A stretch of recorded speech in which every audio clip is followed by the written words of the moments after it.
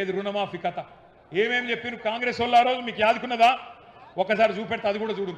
రుణమాఫీ దేవా వాళ్ళు మాట్లాడిన మాటలు వాళ్ళ మాటలు నేను మీరు. కాంగ్రెస్ పార్టీ అధికారంలోకి వచ్చిన తక్షణమే రైతులకు ఏకకాలంలో 2 లక్షల రుణమాఫీ చేస్తాం.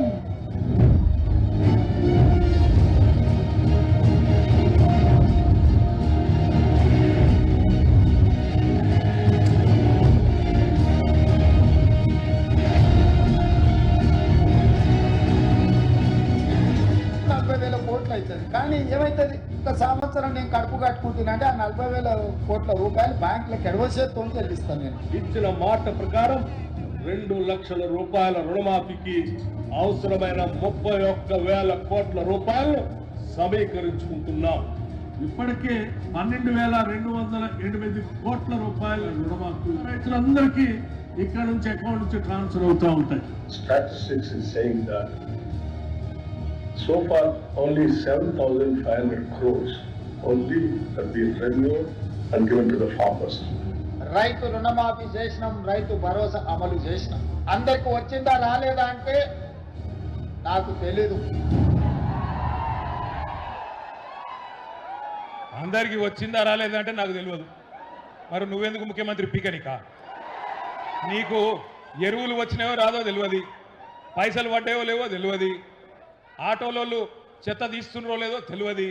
మరి ఎందుకున్నావు నువ్వు? ఎలక్షన్లకు ముందేమో ఉరుకుండ్రి 2 లక్షలు తెచ్చుకోండి నేను రాగానే కడతా అన్నాడు. ఎక్కడ మొదలైంది కథ? రాగానే మీటింగ్ పెట్టిండ్రు బ్యాంకులతో. పెడితే బ్యాంకు వాళ్ళు చెప్పిర్రు, సారు 50,000 కోట్ల రూపాయలు కావాలి, మొత్తం 2 లక్షల రుణమాఫీ మీరు మాట ఇచ్చిన ప్రకారం చేయాలంటే 50,000 కోట్లు కావాలన్నారు. అంటే రేవంత్ రెడ్డి ఏమన్నాడు, 50,000 కోట్లు లేవు నా కాడ, 40,000 కోట్లు కడతా అన్నాడు. డైలాగ్ కొట్టి నిన్నారు మీరు ఇప్పుడే. ఒక్క సంవత్సరం కడుపు కట్టుకుంటే 40,000 కోట్లు ఎడమ చేత్తో కట్టేస్తా అన్నాడు. మరి కట్టుకోలేదా? కడుపు దోసుకుంటూనే ఉన్నావా? నిండుతలేదా నీ కడుపు? 40,000 కోట్లు అన్నాడు. 40,000 కోట్లకి వెళ్ళి క్యాబినెట్కి పోయే వరకు మళ్ళీ 9,000 కోట్లు మింగిండు. 31,000 కోట్లు అని క్యాబినెట్లో పెట్టిండు.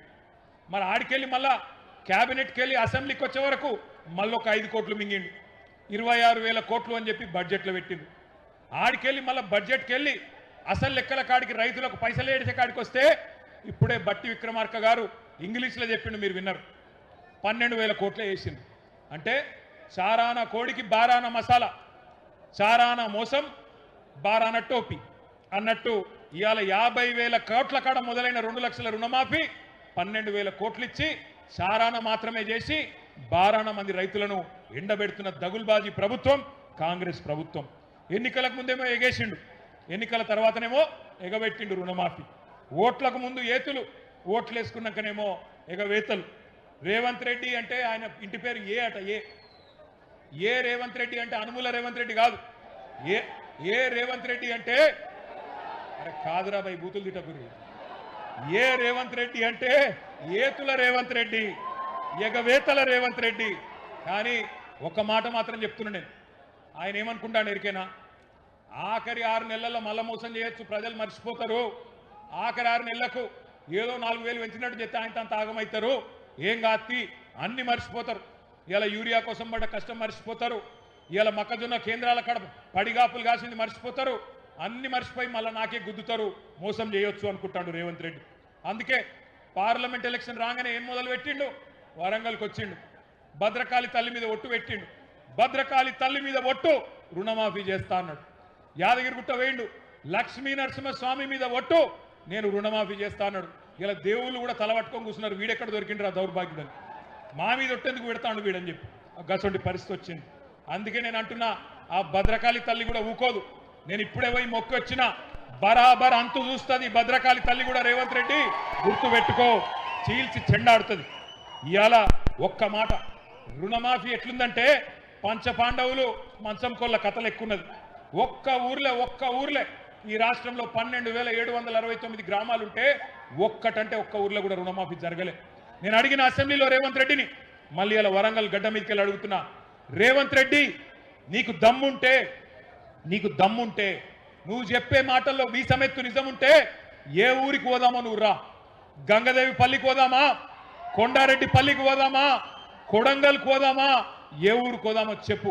ఒక్క ఊరిలోనైనా 100% మంది రైతులు రాసిచ్చిండ్రనుకో మాఫీ జరిగిందని శాశ్వతంగా రాజకీయాలు వదిలిపెట్టి పక్కన పోయి కూర్చుంటా అని చెప్పి నేను విజ్ఞప్తి చేస్తా ఉన్నా. దమ్ముంటే రా, సవాల్ స్వీకరించు. రేవంత్ రెడ్డి వస్తాడా, తుమ్మల నాగేశ్వరరావు గారు వస్తారా, ఎవరు వస్తారో రండి. రుణమాఫీ జరగని మాట వాస్తవమా కాదా? చారాన మాత్రమే జరిగింది, వాస్తవమా కాదా? మరి రాహుల్ గాంధీ చెప్పిన డిక్లరేషన్ ఎక్కడ పోయింది అని నేను అడుగుతున్నా. ఇప్పుడేమో బండా ప్రకాశ్ అన్న చెప్తున్నాడు, ఈ కాంగ్రెస్ వాళ్ళు అక్కడెక్కడో మధ్యప్రదేశ్లో మీటింగ్ పెట్టిండ్రట. అదేంది, ఏమంటాడు వాడు? కర్జా మాఫీసే కర్జా ముక్తు తక్, కర్జా మాఫీసే కర్జా ముక్తు తక్ అంటే రుణమాఫీ నుంచి రుణం లేని రోజుల దాకా తీసుకొస్తాం రైతులను చెప్పిండ్రట. ఎక్కడ పోయిందని అడుగుతా ఉన్నా రాహుల్ గాంధీ గారిని. మాఫీ చారానా టోపీ బారానా, అది పరిస్థితి ఈరోజు. బ్యాంకుల చుట్టూ తిరిగి తిరిగి యాస్టకొచ్చింది రైతులకు. ఆఖరికి ఆదిలాబాద్లో ఒక రైతన్న, ఆయన పేరు జాదవ్ రావు, రైతు బ్యాంకులోనే పురుగుల మందు దాగి అక్కడనే చచ్చిపోయింది.